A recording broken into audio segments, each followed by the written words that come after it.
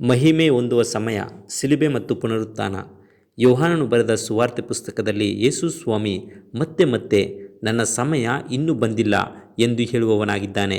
ಹಾಗಾದರೆ ಯೇಸು ಸ್ವಾಮಿ ಯಾವ ಸಮಯದ ಬಗ್ಗೆ ಮಾತನಾಡುವವನಾಗಿದ್ದಾನೆ ಅಂದರೆ, ಯೋಹಾನನು ಬರೆದ ಸುವಾರ್ತೆ 12ನೇ ಅಧ್ಯಾಯ 23ನೇ ವಚನವನ್ನು ಓದುವುದಾದರೆ, ಆಗ ಯೇಸು ಅವರಿಗೆ ಉತ್ತರ ಕೊಟ್ಟು ಹೇಳಿದ್ದೇನೆಂದರೆ, ಮನುಷ್ಯಕುಮಾರನು ತನ್ನ ಮಹಿಮೆಯ ಪದವಿಯನ್ನು ಹೊಂದುವ ಸಮಯ ಬಂದಿದೆ ಎಂಬುದಾಗಿ ತಿಳಿಸುವವನಾಗಿದ್ದಾನೆ. ಇಲ್ಲಿ ಮಹಿಮೆ ಅಂದರೆ ಗುಣವನ್ನು ಸೂಚಿಸುವಂಥದ್ದಾಗಿದೆ. ಅಂದರೆ ಕ್ರಿಸ್ತನಿಗೂ ಸೈತಾನನಿಗೂ ನಡೆಯುವ ಮಹಾ ಹೋರಾಟದಲ್ಲಿ ಕ್ರಿಸ್ತನು ತನ್ನ ಮರಣ ಮತ್ತು ಪುನರುತ್ಥಾನದಲ್ಲಿ ತನ್ನ ನೀತಿಯ ಗುಣವನ್ನು ಈ ಲೋಕಕ್ಕೆ ತೋರ್ಪಡಿಸಿದನು. ಅದೇ ರೀತಿಯಲ್ಲಿ ಸೈತಾನನ ಅನೀತಿಯ ಗುಣವನ್ನು ಸಹ ಈ ಲೋಕಕ್ಕೆ ಬಹಿರಂಗಪಡಿಸಲಾಯಿತು. ಆದ್ದರಿಂದಲೇ ಯೋಹಾನನು ಬರೆದ ಸುವಾರ್ತೆ 17ನೇ ಅಧ್ಯಾಯ 1ನೇ ವಚನದಲ್ಲಿ, ತಂದೆಯೇ, ಕಾಲ ಬಂದಿದೆ, ನಿನ್ನ ಮಗನನ್ನು ಮಹಿಮೆಪಡಿಸು, ಆಗ ಮಗನು ನಿನ್ನನ್ನು ಮಹಿಮೆಪಡಿಸುವುದಕ್ಕಾಗುವುದು ಎಂಬುದಾಗಿ ತಿಳಿಸುವವನಾಗಿದ್ದಾನೆ. ಹೀಗೆ ಯೇಸು ಸ್ವಾಮಿ ತನ್ನ ಮರಣ ಮತ್ತು ಪುನರುತ್ಥಾನದಲ್ಲಿ ಯಾವ ರೀತಿಯಲ್ಲಿ ತನ್ನ ನೀತಿಯ ಮಹಿಮೆ ಎಂಬ ಗುಣವನ್ನು ತೋರ್ಪಡಿಸಿದನು ಎಂಬುದಾಗಿ ನಾವು ನೋಡುವುದಾದರೆ, ಯೇಸು ಸ್ವಾಮಿಯನ್ನು ಆ ರಾತ್ರಿಯಲ್ಲಿ ಇಡೀ ಸಭೆಯವರು ಸೆರೆ ಹಿಡಿದು ಸುಳ್ಳು ಸಾಕ್ಷಿಯನ್ನು ಸೃಷ್ಟಿ ಮಾಡಿ ಪಿಲಾತನ ಬಳಿಗೆ ವಿಚಾರಣೆಗೆ ಕರೆದುಕೊಂಡು ಹೋಗುವವರಾಗಿದ್ದಾರೆ. ಆಗ ಪಿಲಾತನು ಯೇಸು ಸ್ವಾಮಿಯನ್ನು ನೋಡಿ ಯೋಹಾನನು ಬರೆದ ಸುವಾರ್ತೆ 18ನೇ ಅಧ್ಯಾಯ 33 ಮತ್ತು 34ನೇ ವಚನಗಳನ್ನು ಓದುವುದಾದರೆ, ನೀನು ಯೆಹೂದ್ಯರ ಅರಸನೋ ಹೌದೋ ಎಂದು ಕೇಳುವವನಾಗಿದ್ದಾನೆ. ಅದಕ್ಕೆ ಯೇಸು ಸ್ವಾಮಿ ಯೋಹಾನನು ಬರೆದ ಸುವಾರ್ತೆ 18ನೇ ಅಧ್ಯಾಯ 35ನೇ ವಚನದಲ್ಲಿ, ನನ್ನ ರಾಜ್ಯವು ಈ ಲೋಕದ್ದಲ್ಲ ಎಂಬುದಾಗಿ ಹೇಳಿ ಯೋಹಾನನು ಬರೆದ ಸುವಾರ್ತೆ 18ನೇ ಅಧ್ಯಾಯ 37ನೇ ವಚನದಲ್ಲಿ, ಅದಕ್ಕೆ ಪಿಲಾತನು, ಹಾಗಾದರೆ ನೀನು ಅರಸನು ಹೌದಲ್ಲವೇ ಅಂದನು. ಯೇಸು ಅವನಿಗೆ, ನನ್ನನ್ನು ಅರಸನೆಂದು ನೀನೇ ಹೇಳಿದ್ದಿ. ನಾನು ಸತ್ಯದ ವಿಷಯದಲ್ಲಿ ಸಾಕ್ಷಿ ಹೇಳುವುದಕ್ಕೋಸ್ಕರ ಹುಟ್ಟಿದವನು, ಅದಕ್ಕೋಸ್ಕರವೇ ಈ ಲೋಕಕ್ಕೆ ಬಂದಿದ್ದೇನೆ. ಸತ್ಯಪರರೆಲ್ಲರೂ ನನ್ನ ಮಾತಿಗೆ ಕಿವಿಗೊಡುತ್ತಾರೆ ಎಂದು ಉತ್ತರ ಕೊಟ್ಟನು. ಆಗ ಪಿಲಾತನು, ಸತ್ಯ ಎಂದರೇನು ಎಂಬುದಾಗಿ ಪ್ರಶ್ನಿಸುವವನಾಗಿದ್ದಾನೆ. ಇಲ್ಲಿ ಕ್ರಿಸ್ತನು ಪಿಲಾತನ ವಿಚಾರಣೆ ಸ್ಥಳವನ್ನು ಸತ್ಯವೇದದ ಅಧ್ಯಯನ ಸ್ಥಳವಾಗಿ ಮಾಡಿ ಅವನಿಗೆ ಸತ್ಯವನ್ನು ತಿಳಿಸಲು ಪ್ರಯತ್ನಿಸುವವನಾಗಿದ್ದಾನೆ. ಆದರೆ ಪಿಲಾತನು ಪ್ರಶ್ನೆಗೆ ಉತ್ತರವನ್ನು ಪಡೆದುಕೊಳ್ಳುವ ಕಾಳಜಿಗೆ ಹೋಗದೆ ಹೊರಗೆ ಹೋಗಿ ಅವನಲ್ಲಿ ಯಾವ ಅಪರಾಧವನ್ನು ನಾನು ಕಾಣಲಿಲ್ಲ ಎಂಬುದಾಗಿ ಕ್ರಿಸ್ತನ ಬಗ್ಗೆ ಸಾಕ್ಷಿ ಹೇಳುವುದರ ಮೂಲಕ ಯೇಸು ಸ್ವಾಮಿಯನ್ನು ಹೇಗಾದರೂ ಬಿಡುಗಡೆ ಮಾಡಬೇಕೆಂಬುದಾಗಿ ಪ್ರಯತ್ನಿಸುವವನಾಗಿದ್ದಾನೆ. ಆದರೆ ಯೂದರು ಯೋಹಾನನು ಬರೆದ ಸುವಾರ್ತೆ 18ನೇ ಅಧ್ಯಾಯ 40ನೇ ವಚನದಲ್ಲಿ, ನಮಗೆ ಕ್ರಿಸ್ತನು ಬೇಡ, ಬರಾಬನನ್ನು ಬಿಟ್ಟುಕೊಡಬೇಕು ಎಂಬುದಾಗಿ ಕೇಳಿಕೊಳ್ಳುವವರಾಗಿದ್ದಾರೆ. ಹೀಗೆ ಯೇಸು ಸ್ವಾಮಿಯನ್ನು ಬಿಡುಗಡೆ ಮಾಡಬೇಕೆಂಬುದಾಗಿ ಪ್ರಯತ್ನಿಸಿದ ಪಿಲಾತನಿಗೆ ಯೆಹೂದ್ಯರು ಯೋಹಾನನು ಬರೆದ ಸುವಾರ್ತೆ 19ನೇ ಅಧ್ಯಾಯ 12ನೇ ವಚನದಲ್ಲಿ, ಪಿಲಾತನು ಕ್ರಿಸ್ತನನ್ನು ಬಿಡಿಸುವುದಕ್ಕೆ ಪೇಚಾಡಿದನು. ಆದರೆ ಯೂದರು, ನೀನು ಇವನನ್ನು ಬಿಡಿಸಿದರೆ ನೀನು ಕೈಸರನಿಗೆ ಮಿತ್ರನಲ್ಲ, ತನ್ನನ್ನು ಅರಸನಾಗಿ ಮಾಡಿಕೊಳ್ಳುವವನು ಕೈಸರನಿಗೆ ವಿರೋಧಿ ಎಂದು ಕೂಗಿ ಹೇಳಿದರು. ಈ ನಿಮಿತ್ತವಾಗಿ ಪಿಲಾತನು ತನ್ನ ಪದವಿಯ ಮೇಲೆ ಅಪಾರ ಆಸೆಯುಳ್ಳವನಾದ್ದರಿಂದ ಸತ್ಯವನ್ನು ಬಿಟ್ಟು ಜನರನ್ನು ಮೆಚ್ಚಿಸುವುದಕ್ಕೋಸ್ಕರ ಕ್ರಿಸ್ತನನ್ನು ಶಿಲುಬೆಗೆ ಹಾಕಲು ಒಪ್ಪಿಸಿಕೊಡುವವನಾಗಿದ್ದಾನೆ. ಹೀಗೆ ಯೇಸು ಸ್ವಾಮಿ ವಿಚಾರಣೆ ಸ್ಥಳದಲ್ಲಿ ರಾಜನಂತೆ ಪಿಲಾತನ ಮುಂದೆ ತನ್ನ ಮಹಿಮೆಯನ್ನು ತೋರ್ಪಡಿಸುವವನಾಗಿದ್ದಾನೆ. ನಂತರ ಶಿಲುಬೆಯಲ್ಲಿ ಕ್ರಿಸ್ತನು ಯಾವ ರೀತಿಯಲ್ಲಿ ತನ್ನ ಮಹಿಮೆಯನ್ನು ತೋರ್ಪಡಿಸಿದನು ಎಂದರೆ, ಯೋಹಾನನು ಬರೆದ ಸುವಾರ್ತೆ 19ನೇ ಅಧ್ಯಾಯ 25ರಿಂದ 27ರ ತನಕ ನಾವು ಓದುವುದಾದರೆ, ಇಲ್ಲಿ ಯೇಸು ಸ್ವಾಮಿ ಮರಣದಲ್ಲಿಯೂ ಸಹ ತನ್ನ ತಾಯಿಯನ್ನು ಮರೆಯದೆ ತನ್ನ ತಾಯಿಯನ್ನು ತನ್ನ ಪ್ರೀತಿಯ ಶಿಷ್ಯನಿಗೆ ಒಪ್ಪಿಸಿಕೊಡುವವನಾಗಿದ್ದಾನೆ. ಅದೇ ರೀತಿಯಲ್ಲಿ ಯೇಸು ಸ್ವಾಮಿ ತನ್ನ ತಾಯಿಯ ಮೇಲೆ ತೋರಿಸಿದ ಅದೇ ಪ್ರೀತಿಯನ್ನು ನಾವು ಇಂದು ಆತನ ಶಿಷ್ಯರಾಗಿ ನಮ್ಮ ತಂದೆ ತಾಯಿಗಳಿಗೂ ಪ್ರೀತಿಯನ್ನು ತೋರಿಸುವವರಾಗಿರಬೇಕು. ನಂತರ ಯೋಹಾನನು ಬರೆದ ಸುವಾರ್ತೆ 19ನೇ ಅಧ್ಯಾಯ 19ನೇ ವಚನವನ್ನು ಓದುವುದಾದರೆ, ಪಿಲಾತನು ಇಬ್ರಿಯ, ಲಾಟಿನ್ ಹಾಗೂ ಗ್ರೀಕ್ ಭಾಷೆಗಳಲ್ಲಿ ನಜರೇತಿನ ಯೇಸು ಯೂದರ ಅರಸನು ಎಂದು ಬರೆದು ಆ ವಿಳಾಸವನ್ನು ಆತನ ತಲೆಯ ಮೇಲ್ಗಡೆ ಹಚ್ಚಿದನು. ಫರಿಸಾಯರು ಸದ್ದುಕಾಯರು ಅದನ್ನು ಬದಲಾಯಿಸಬೇಕೆಂಬುದಾಗಿ ಹೇಳಿದರು. ಆದರೆ ಪಿಲಾತನು ಅದಕ್ಕೆ ಒಪ್ಪಲಿಲ್ಲ.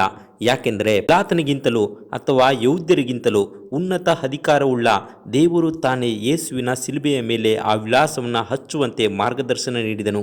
ದೈವ ಅನುಗ್ರಹದಿಂದ ಜನರಲ್ಲಿ ಧರ್ಮಶಾಸ್ತ್ರವನ್ನು ಕೂಲಂಕುಷವಾಗಿ ಅಧ್ಯಯನ ಮಾಡುವಂತೆ ಈ ವಿಳಾಸವು ಅವರ ಆಲೋಚನೆಯನ್ನು ಬಡಿದೆಬ್ಬಿಸುವಂತಿತ್ತು.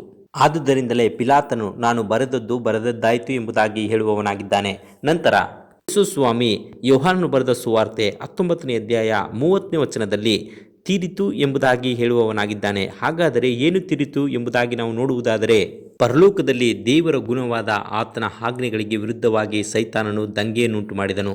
ಅದಕ್ಕೆ ಉತ್ತರ ನೀಡುವಂತೆ ದೇವರು ನೀತಿವಂತನು, ಸತ್ಯವಂತನು, ಆತನ ಆಜ್ಞೆಗಳೆಲ್ಲ ಪ್ರೀತಿಯುಳ್ಳದು ಎಂದು ಇಡೀ ಲೋಕಕ್ಕೆ ತನ್ನ ಪ್ರೀತಿಯ ಗುಣವನ್ನು ತೋರಿಸುವಂತೆ ಸೈತಾನನಿಗೆ ಸರಿಯಾಗಿ ಉತ್ತರವನ್ನು ನೀಡುವಂತೆ ತೀರಿತು ಎಂಬುದಾಗಿ ಕ್ರಿಸ್ತನು ಅಂದು ಶಿಲುಬೆಯಲ್ಲಿ ಹೇಳಿದನು.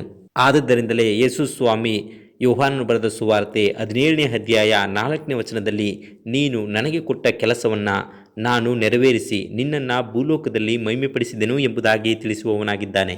ಹೀಗೆ ಯೇಸು ಸ್ವಾಮಿ ತನ್ನ ಮಹಿಮೆಯ ಗುಣವನ್ನು ಶಿಲುಬೆಯಲ್ಲಿ ಈ ಲೋಕಕ್ಕೆ ತೋರಿಸಿದನು. ಹಾಗೆ ಪ್ರಕಟಣೆ ಗ್ರಂಥ 18ನೇ ಅಧ್ಯಾಯ 1ನೇ ವಚನ ತಿಳಿಸುವಂತೆ, ಮಹಾ ಅಧಿಕಾರವುಳ್ಳ ಮತ್ತೊಬ್ಬ ದೇವದೂತನು ಪರಲೋಕದಿಂದ ಇಳಿದು ಬರುವುದನ್ನು ಕಂಡೆನು. ಅವನ ಪ್ರಭಾವದಿಂದ ಭೂಮಿಗೆ ಪ್ರಕಾಶಮಾನ ಉಂಟಾಯಿತು ಎಂಬುದಾಗಿ ತಿಳಿಸುತ್ತದೆ. ಹೇಗೆಂದರೆ ಈ ಕೊನೆಯ ಕಾಲದಲ್ಲಿ ಕ್ರಿಸ್ತನ ಮಕ್ಕಳು ಕ್ರಿಸ್ತನ ಗುಣವನ್ನು ಪರಿಪೂರ್ಣವಾಗಿ ಈ ಲೋಕದಲ್ಲಿ ತೋರ್ಪಡಿಸುವುದರ ಮೂಲಕವಾಗಿ ಆತನನ್ನು ಮಹಿಮೆಪಡಿಸಿ ಸೈತಾನನ ತಲೆಯನ್ನು ಜಜ್ಜುವವರಾಗಿದ್ದಾರೆ. ನಂತರ ಕ್ರಿಸ್ತನ ಪುನರುತ್ಥಾನದಲ್ಲಿ ಹೇಗೆ ಆತನ ಮಹಿಮೆಯ ಗುಣ ತೋರಿ ಬರುತ್ತದೆ ಎಂಬುದಾಗಿ ನೋಡುವುದಾದರೆ, ಯೋಹಾನನು ಬರೆದ ಸುವಾರ್ತೆ 20ನೇ ಅಧ್ಯಾಯ 1ರಿಂದ 7ರ ತನಕ ನಾವು ಓದುವುದಾದರೆ, ಶನಿವಾರ ಸಬ್ಬತ್ತಿನ ಮುಗಿಸಿಕೊಂಡು ವಾರದ ಮೊದಲನೇ ದಿನವಾದ ಭಾನುವಾರ ಮುಂಜಾನೆ ಇನ್ನೂ ಕತ್ತಲೆ ಇರುವಾಗಲೇ ಮಗ್ದಲದ ಮರಿಯಳು ಸಮಾಧಿಯ ಬಳಿಗೆ ಬಂದು ಸಮಾಧಿಯ ಕಲ್ಲು ತೆರೆದಿರುವುದನ್ನು ಮತ್ತು ಯೇಸು ಸ್ವಾಮಿಯನ್ನು ಯಾರೋ ಕದ್ದುಕೊಂಡು ಹೋಗಿದ್ದಾರೆ ಎಂಬುದಾಗಿ ಯೇಸು ಸ್ವಾಮಿಯ ಪ್ರೀತಿಯ ಶಿಷ್ಯನಾದ ಯೋಹಾನ ಮತ್ತು ಪೇತ್ರನಿಗೆ ತಿಳಿಸುವವಳಾಗಿದ್ದಾಳೆ. ಆಗ ಯೋಹಾನ ಮತ್ತು ಪೇತ್ರ ಸಮಾಧಿಯ ಒಳಕ್ಕೆ ಹೋಗಿ ನೋಡಿದಾಗ ಸಮಾಧಿಯ ಒಳಗೆ ನಾರು ಬಟ್ಟೆಗಳು ಬಿದ್ದಿರುವುದನ್ನು ಮತ್ತು ಆತನ ತಲೆಯ ಮೇಲಿದ್ದ ಕೈಪಾವಡವು ಸುತ್ತಿ ಬೇರೊಂದು ಕಡೆ ಇರುವುದನ್ನು ನೋಡಿ ಕ್ರಿಸ್ತನು ಸತ್ತವರೊಳಗಿಂದ ಎದ್ದಿದ್ದಾನೆ ಎಂಬುದಾಗಿ ನಂಬಿದರು. ಅವರ ನಂಬಿಕೆಗೆ ಕಾರಣವೇನೆಂದರೆ ಸಮಾಧಿಯಲ್ಲಿ ರೋಮನ್ ಸೈನಿಕರು ಕಾವಲನ್ನು ಕಾಯುವವರಾಗಿದ್ದರು ಮತ್ತು ಕಳ್ಳರು ಅಮೂಲ್ಯವಾದ ವಸ್ತುಗಳನ್ನು ಕದಿಯುತ್ತಾರೆಯೇ ಹೊರತು ಕೊಳೆತ ಹೆಣವನ್ನಲ್ಲ. ಹಾಗೂ ಕಳ್ಳರು ತಮ್ಮ ಕೆಲಸ ಮುಗಿದ ನಂತರ ಓಡಿ ಹೋಗುತ್ತಾರೆಯೇ ಹೊರತು ಸಮಾಧಿಯ ಬಟ್ಟೆಗಳನ್ನು ಸುತ್ತಿ ಹಿಡಿಯುವುದಿಲ್ಲ. ಆದರೆ ಯೇಸು ಸ್ವಾಮಿ ಆ ನಾರು ಬಟ್ಟೆಯನ್ನು ಸುತ್ತಿಡುವುದರ ಮೂಲಕವಾಗಿ ನಾನು ಸತ್ತವರೊಳಗಿಂದ ಎದ್ದಿದ್ದೇನೆ ಎಂದು ಅವರಿಗೆ ಸಂದೇಶವನ್ನು ನೀಡುವವನಾಗಿದ್ದಾನೆ. ಆದರೆ ಮಗ್ದಲದ ಮರಿಯಳು ಅಳುತ್ತಾ ಸಮಾಧಿ ಒಳಗಿರುವ ದೇವದೂತರನ್ನು ನೋಡಿಯೂ ಸಹ ಅರ್ಥ ಮಾಡಿಕೊಳ್ಳದೆ ಅಳುತ್ತಿರುವಾಗ ಯೇಸು ಸ್ವಾಮಿ ಯೋಹಾನನು ಬರೆದ ಸುವಾರ್ತೆ 20ನೇ ಅಧ್ಯಾಯ 15ನೇ ವಚನದಲ್ಲಿ ಯೇಸು ಆಕೆಯನ್ನು, ಅಮ್ಮ ಯಾಕೆ ಅಳುತ್ತಿ, ಯಾರನ್ನು ಹುಡುಕುತ್ತಿ ಎಂದು ಕೇಳಲು ಆಕೆ ಆತನನ್ನು ತೋಟಗಾರನೆಂದು ನೆನೆಸಿ ಆತನಿಗೆ, ಅಯ್ಯ, ನೀನು ಆತನನ್ನು ಎತ್ತಿಕೊಂಡು ಹೋಗಿದ್ದರೆ ಎಲ್ಲಿ ಇಟ್ಟಿದ್ದಿ, ನನಗೆ ಹೇಳು, ನಾನು ತೆಗೆದುಕೊಂಡು ಹೋಗುತ್ತೇನೆ ಎಂದು ಹೇಳಿದಳು. ಆಗ ಯೇಸು ಮರಿಯಳೇ ಎಂಬುದಾಗಿ ಕರೆದಾಗ ಅವಳು ಯೇಸು ಸ್ವಾಮಿಯ ಸ್ವರವನ್ನು ಅರ್ಥ ಮಾಡಿಕೊಳ್ಳುವವಳಾಗಿದ್ದಾಳೆ. ಆಗ ಯೋಹಾನನು ಬರೆದ ಸುವಾರ್ತೆ 20ನೇ ಅಧ್ಯಾಯ 17ನೇ ವಚನ ತಿಳಿಸುತ್ತದೆ, ಯೇಸು ಆಕೆಗೆ, ನನ್ನನ್ನು ಹಿಡಿಯಬೇಡ, ಯಾಕೆಂದರೆ ನಾನು ಇನ್ನೂ ತಂದೆಯ ಬಳಿಗೆ ಏರಿ ಹೋದವನಲ್ಲ. ನೀನು ನನ್ನ ಸಹೋದರರ ಬಳಿಗೆ ಹೋಗಿ, ನಾನು ನನ್ನ ತಂದೆಯು ನಿಮ್ಮ ತಂದೆಯು ನನ್ನ ದೇವರು ನಿಮ್ಮ ದೇವರು ಆಗಿರುವ ಆತನ ಬಳಿಗೆ ಏರಿ ಹೋಗುತ್ತೇನೆ ಎಂದು ಅವರಿಗೆ ಹೇಳು ಎಂಬುದಾಗಿ ಹೇಳುವವನಾಗಿದ್ದಾನೆ. ಹೀಗೆ ಯೇಸು ಸ್ವಾಮಿ ತನ್ನ ಮಹಿಮೆಯನ್ನು ತೋರ್ಪಡಿಸುವವನಾಗಿದ್ದಾನೆ. ಹೌದು ಪ್ರಿಯ ವೀಕ್ಷಕರೇ, ಯಾರೆಲ್ಲ ಇಂದು ಕ್ರಿಸ್ತನ ಪುನರುತ್ಥಾನವನ್ನು ನಂಬುವವರಾಗಿದ್ದಾರೋ ಅವರು ಆತನ ಮರಣ, ಪುನರುತ್ಥಾನ, ಆತನ ಎರಡನೇ ಬರೋಣದ ವಿಚಾರವನ್ನು ಸಾರುವವರಾಗಿದ್ದಾರೆ. ಆದ್ದರಿಂದ ನಾವು ಸಹ ಆತನ ಮರಣ, ಪುನರುತ್ಥಾನ, ಆತನ ಎರಡನೇ ಬರೋಣದ ವಿಷಯವನ್ನು ನಂಬಿ ಇತರರಿಗೆ ತಿಳಿಸೋಣ. ಪರಲೋಕ ರಾಜ್ಯಕ್ಕೆ ಸಿದ್ಧರಾಗೋಣ. ದೇವರು ನಿಮ್ಮನ್ನು ಆಶೀರ್ವದಿಸಲಿ. ಪ್ರಾರ್ಥನೆ ಮಾಡೋಣ. ಪರಲೋಕದ ದೇವರೇ, ನಿನ್ನ ಒಬ್ಬನೇ ಮಗನಾದಂಥ ಯೇಸು ಸ್ವಾಮಿ ಈ ಲೋಕಕ್ಕೆ ಬಂದು ನಿನ್ನ ಮಹಿಮೆಯ ಗುಣವನ್ನು ನಮಗೆ ತೋರಿಸಿದಂತೆ ನಾವು ಸಹ ಈ ಲೋಕದಲ್ಲಿ ನಿನಗೆ ಮೆಚ್ಚುಗೆಯಾಗಿ ಜೀವಿಸಿ ನಿನ್ನ ಮಹಿಮೆಯ ಗುಣವನ್ನು ಪ್ರತಿಬಿಂಬಿಸಿ ಪರಲೋಕ ರಾಜ್ಯಕ್ಕೆ ಸಿದ್ಧರಾಗಲು ಸಹಾಯ ಮಾಡು ಎಂಬುದಾಗಿ ಯೇಸು ಸ್ವಾಮಿ ಹೆಸರಿನಲ್ಲಿ ಪ್ರಾರ್ಥಿಸಿ ಬೇಡುವವರಾಗಿದ್ದೇವೆ ನಮ್ಮ ತಂದೆಯೇ. ಆಮೇನ್.